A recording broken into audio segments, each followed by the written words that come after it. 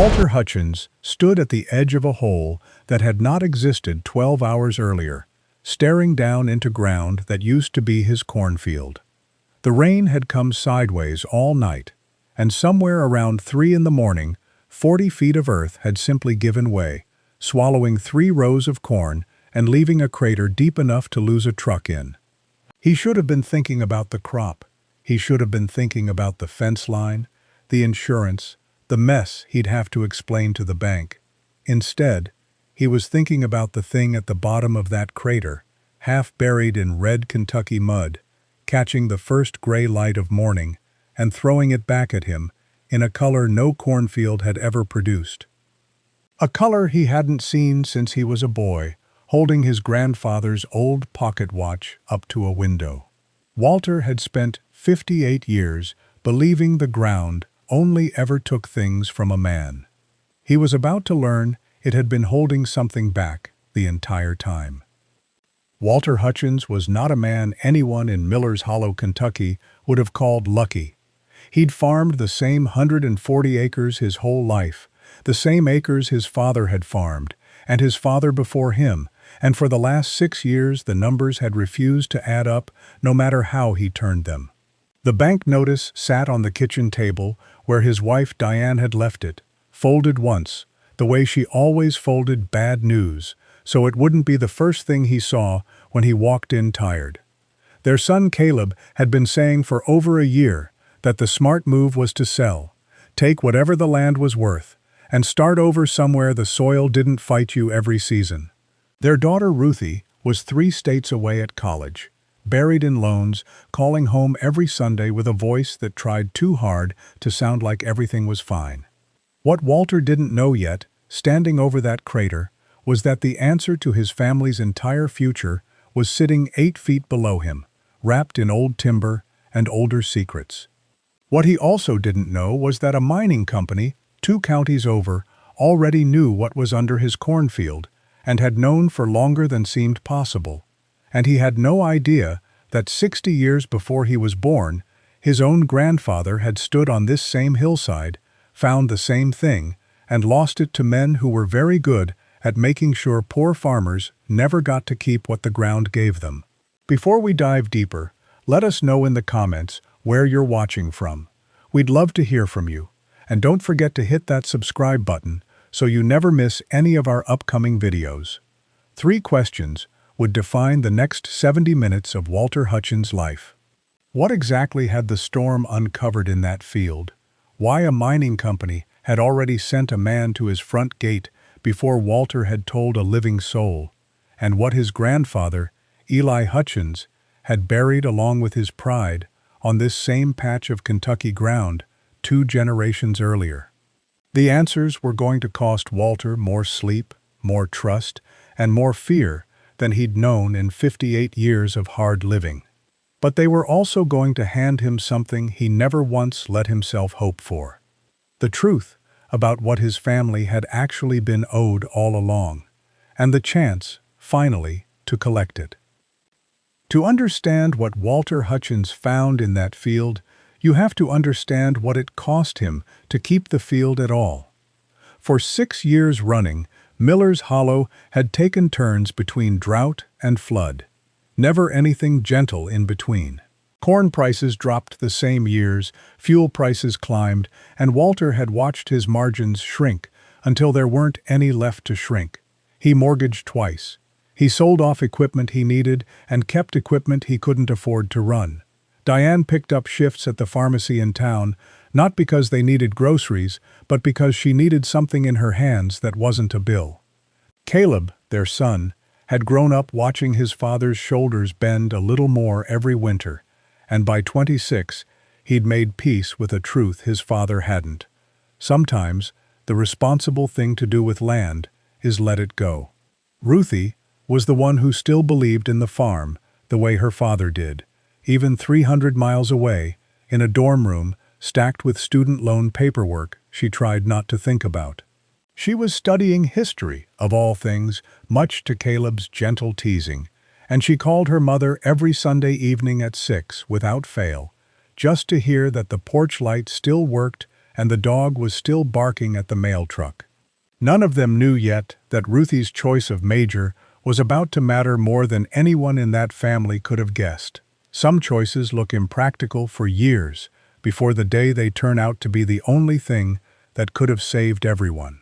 Walter rarely spoke about his grandfather, Eli Hutchins, and when he did, it was in short sentences that closed doors rather than opened them.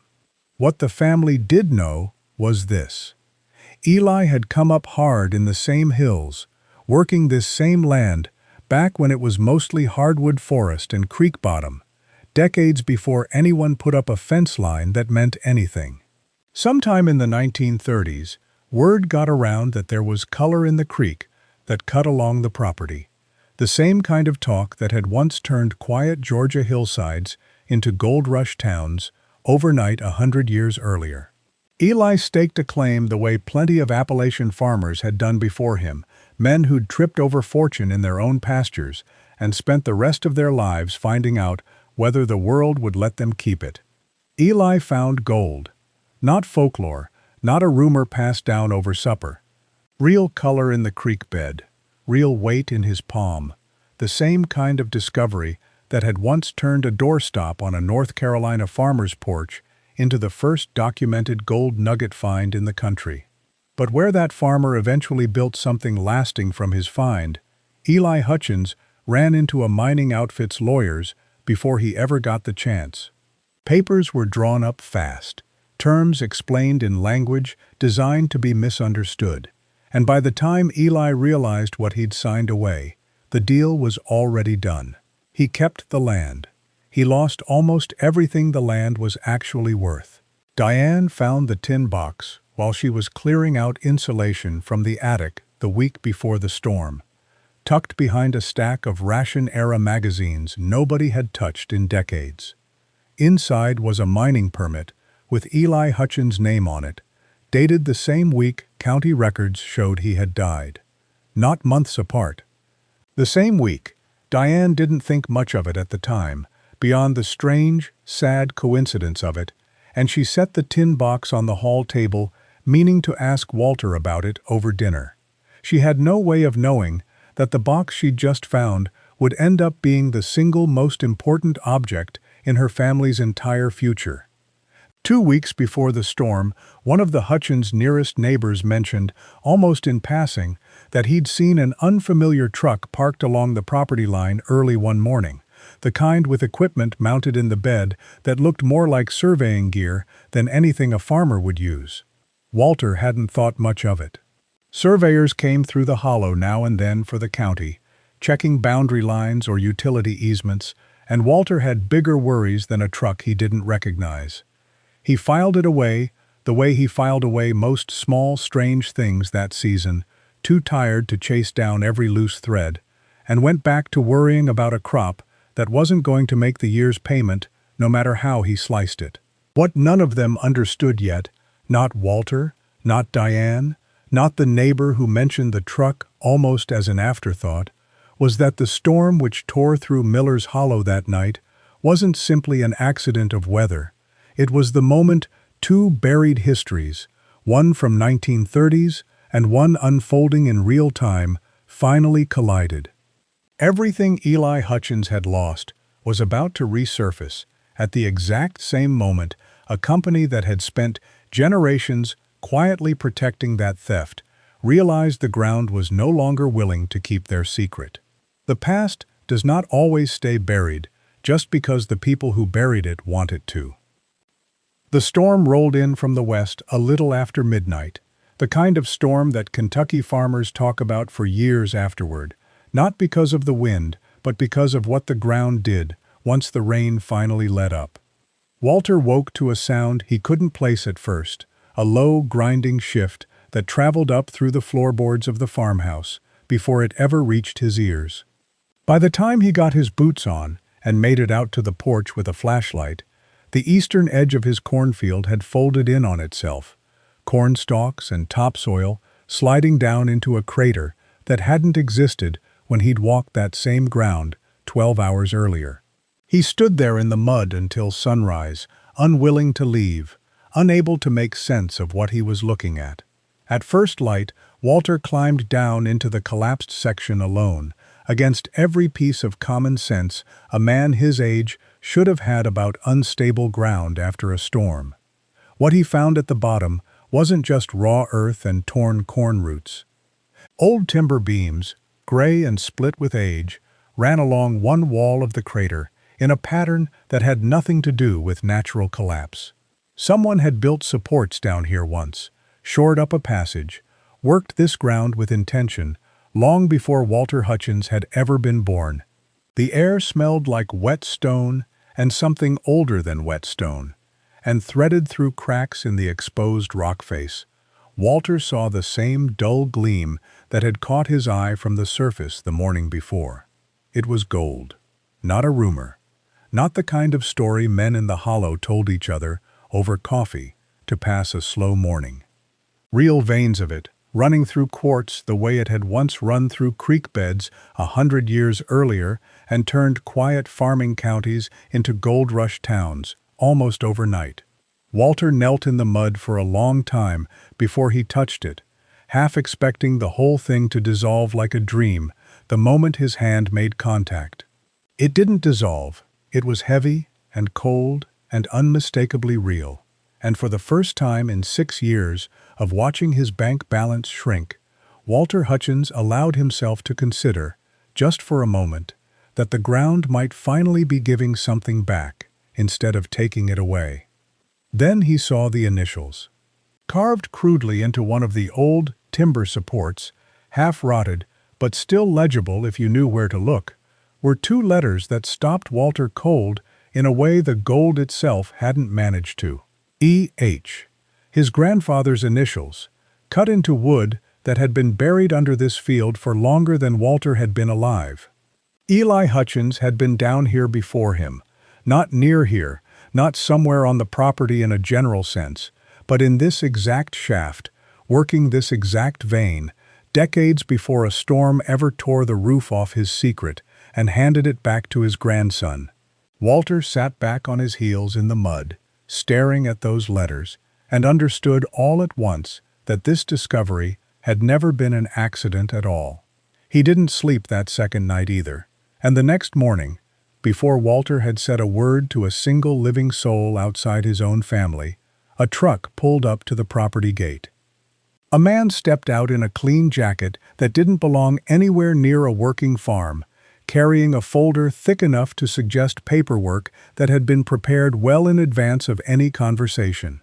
He introduced himself as Garrett Voss, representing a company called Consolidated Appalachian Minerals, and he had an offer ready to discuss regarding the mineral rights beneath Walter's property. Walter hadn't told the county. He hadn't told his neighbors. He hadn't even told Ruthie yet, and somehow, Garrett Voss already knew exactly what was sitting at the bottom of that crater.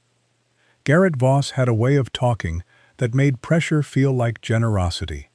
He sat at the Hutchins kitchen table, the same table where Diane's bank notice still sat folded, and laid out an offer that on the surface looked like more money than the Hutchins family had seen in a decade. All Walter had to do was sign over the mineral rights beneath his land, quickly, before the paperwork window closed, on what Voss called a limited regional allocation. He used phrases like fair market assessment and mutual benefit, phrases that sounded reasonable until Walter sat with them long enough to notice they never actually explained why a mining company had shown up at his gate one single day after a storm no company could have possibly predicted. Walter didn't sign. He told Voss he needed time to think it over, time to talk to his family, and Voss's smile held for exactly as long as it took him to realize Walter meant it.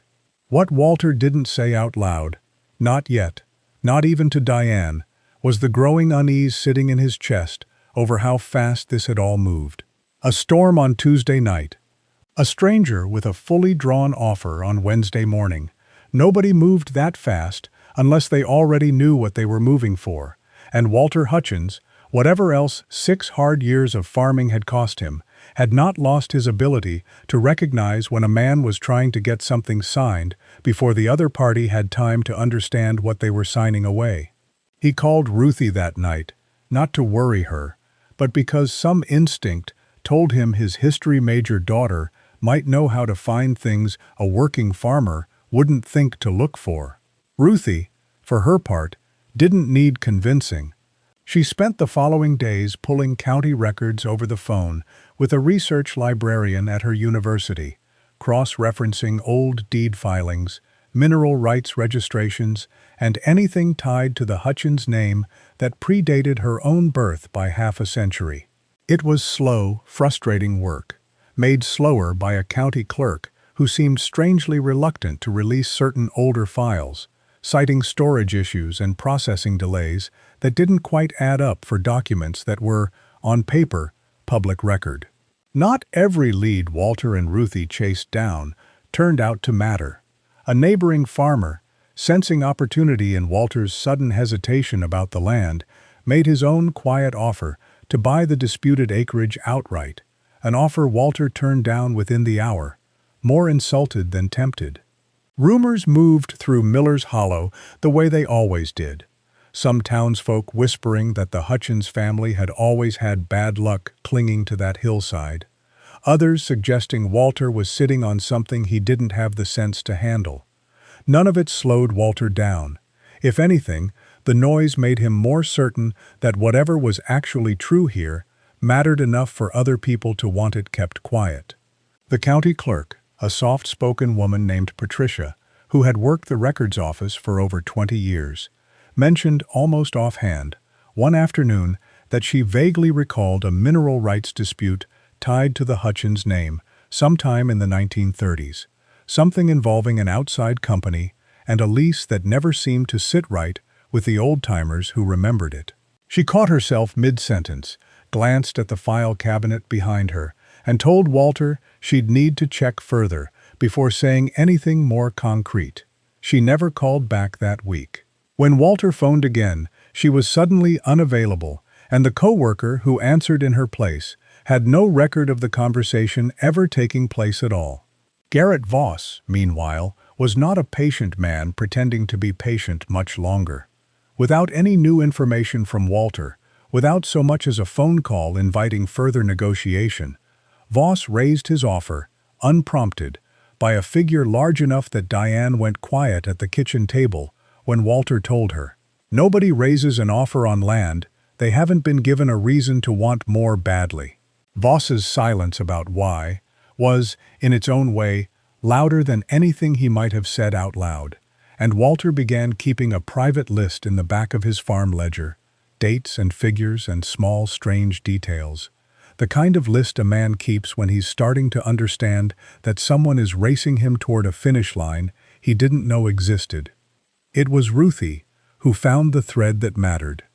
Buried in a scanned county archive her university librarian managed to pull, half legible and clearly overlooked for decades, was a reference to a reversion clause written into the original 1930s mineral lease, language stating that mineral rights would revert back to the original landholder if the leasing company failed to actively work the claim within a defined window of years. Ruthie read the clause 3 times before she called her father, because if what she was reading held up, it meant Consolidated Appalachian Minerals, or whatever company had stood in its place decades earlier, might never have had a legitimate claim to that gold at all. Ruthie brought the reversion clause to a university archivist who specialized in early 20th century land and mineral law, a patient man named Professor Alden, who found the whole situation, in his own words, more interesting than anything he'd worked on in years. Together they traced the paper trail back as far as county and state archives allowed, and the picture that emerged was uglier than even Walter had braced himself for. The mining company that had taken Eli Hutchins' claim in the 1930s had never actually mined it, not meaningfully, not within the window the original lease required. They had shored up the shaft, carved their presence into the hillside, just enough to hold the claim on paper, and then sat on it for decades, waiting, protecting a secret instead of working a resource. By the deed's own original terms, mineral rights should have legally reverted back to the Hutchins family generations before Walter was ever born. Somewhere in the intervening decades, Consolidated Appalachian Minerals had absorbed the smaller company that originally swindled Eli, inheriting not just the mineral claim, but, whether by design or by accident of corporate history, the responsibility of a debt that was never paid. Professor Alden was careful to note that reversion clauses like this one were common enough in that era, meant to prevent exactly the kind of land hoarding that had apparently happened here, but rarely enforced, because rarely did the original family ever find the paperwork, let alone someone patient enough to read it 3 times over. Walter thought often, during those weeks of digging through records, about his grandfather's final months. County documents placed Eli's death the same week his mining permit was dated, a detail Diane had noticed the day she found the tin box in the attic, without yet understanding its full weight. Neighbors who remembered Eli, or whose parents had, described a man who grew quieter and more discouraged in his last year, worn down by a legal fight he could never afford to win against lawyers who understood the process far better than he ever could. Eli Hutchins died, never knowing that the very clause meant to protect men like him had been sitting in his own deed the entire time, unenforced, unread, waiting 60 years for someone in his family to finally find it. The forged filing surfaced almost by accident, buried in the same archive box that held the original reversion clause. A supplementary document, dated years after Eli's death, claimed an extension of the mining company's rights under terms that didn't match any legitimate legal process Professor Alden recognized. The signatures looked wrong. The notary seal, once magnified, didn't correspond to any registered county notary active during that period. It was the kind of detail easy to miss unless you were looking for it, and impossible to ignore once you were. Someone, at some point, had gone to considerable trouble to paper over the very gap in the company's legal claim that Ruthie had just uncovered by accident. Word travels strangely in a small county, and it wasn't long before Garrett Voss learned, through channels Walter never fully identified, that the Hutchins family had assembled documents challenging Consolidated Appalachian Minerals' claim. The tone of every conversation after that point shifted hard and fast. Voss stopped talking about generous offers and started talking about legal complications, about how disputes like this one tended to drag on for years and cost more in attorney's fees than most families could survive. Then, late one evening, with no appointment and no warning, Voss showed up at the Hutchins front gate again, this time well after dark, his voice carrying a version of pressure that no longer bothered pretending to be friendly. The county scheduled a public hearing to resolve the mineral rights dispute, a hearing Walter had requested the moment Professor Alden confirmed the reversion clause was legitimate and the supplementary filing was almost certainly not. Consolidated Appalachian Minerals sent a team of attorneys who clearly expected this to be a formality, a farmer's grievance easily buried under procedure and paperwork the way Eli Hutchins' grievance had been buried 60 years earlier. Walter sat at a folding table in the county building with Diane on one side and Ruthie, who had driven through the night to be there, on the other, a stack of copied documents in front of him that represented every hour of research 2 exhausted women had poured into saving what was left of his family's future.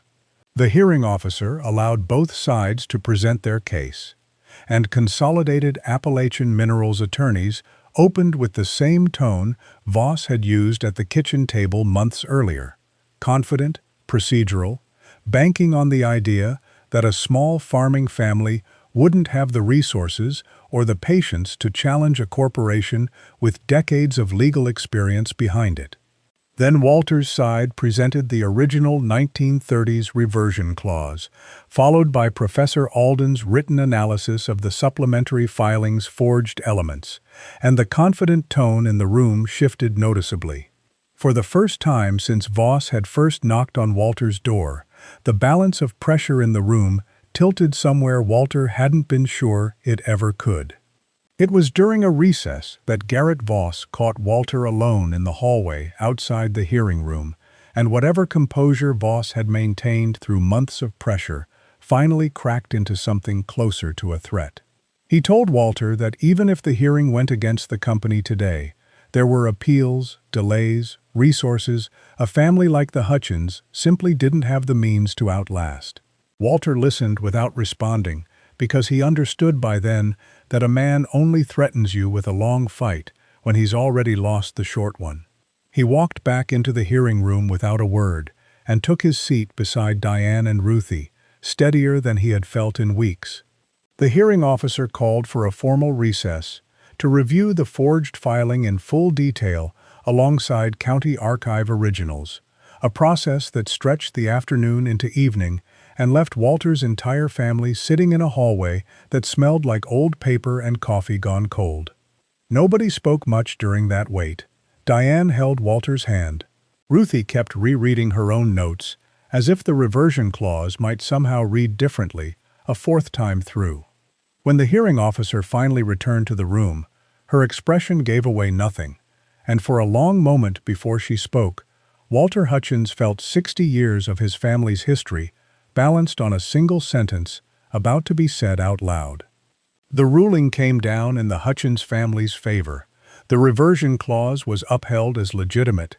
The supplementary filing was formally flagged as fraudulent, pending further county investigation, and mineral rights beneath the Hutchins property were restored to Walter's name, rights that, by the letter of a deed written nearly a century earlier, had never actually stopped belonging to his family at all. Diane cried without trying to hide it. Ruthie put both hands over her face and let out a breath she seemed to have been holding since the day she'd first found that reversion clause buried in a half-legible scan. Walter Hutchins sat very still, thinking not about the gold, but about a grandfather who died believing he'd lost everything, never knowing he hadn't. Walter stood at the edge of the same crater weeks later. The mud dried now, the timber supports reinforced properly by engineers instead of a desperate man alone at dawn. Diane stood beside him. Caleb, who had spent the better part of a year pushing his father to sell, stood on his other side, quiet in a way that suggested he'd learned something over these past weeks about what this land had actually cost and what it had finally given back. Ruthie had driven home for the weekend, and she stood a little apart from the rest of them, looking down into the same shaft where a reversion clause she'd found in a half-forgotten archive had ended up rewriting her family's entire future. Walter had a decision to make about what came next, and it surprised nearly everyone in Miller's Hollow, including Garrett Voss, who made one final quiet approach, hoping the ruling might not close every door. Walter turned him down without hesitation. He wasn't interested in selling the rights to Consolidated Appalachian Minerals or to any outside company willing to write a large check and walk away with the profits. Instead, he partnered with the county and a handful of local families to open a small, carefully regulated mining operation on the site, one that would create real jobs in a hollow that badly needed them, run under his grandfather's name instead of a corporation's. The final piece of the story came from the same tin box Diane had found in the attic before any of this began. Tucked beneath Eli's old mining permit was a letter, folded and yellowed, that Eli had apparently written but never sent, dated the same week he died. In it, Eli told whoever might one day read it that he still believed, despite everything he'd lost, that the land would look after his family eventually, in its own time, in its own way. He never lived to see that belief proven true. Walter read the letter out loud to Diane, Caleb, and Ruthie on the porch that evening, and for a long while afterward, nobody said anything at all, because some truths don't need commentary once they've finally been spoken. Every family carries stories like this one somewhere in its past, buried under old paperwork, forgotten in an attic, waiting for the right storm to bring them back to the surface.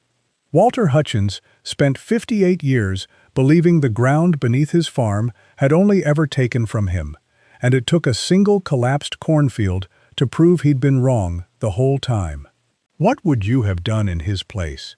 Would you have signed quickly for a fast, easy sum the moment Garrett Voss showed up at your gate? Or would you have held out, the way Walter did, on nothing but a hunch and a grandfather's old tin box, for what was rightfully yours all along? If this story stayed with you, we have another one coming soon that we think you're going to want to see. A story just as unexpected as this one, about a family who learned that the truth they'd spent their whole lives running from was the very thing that ended up saving them. Let us know in the comments what part of Walter's story hit you the hardest. And if you haven't already, make sure you're subscribed, because we tell stories like this one every single week. True stories about ordinary families who discover that is what's buried in their past has everything to do with who they become.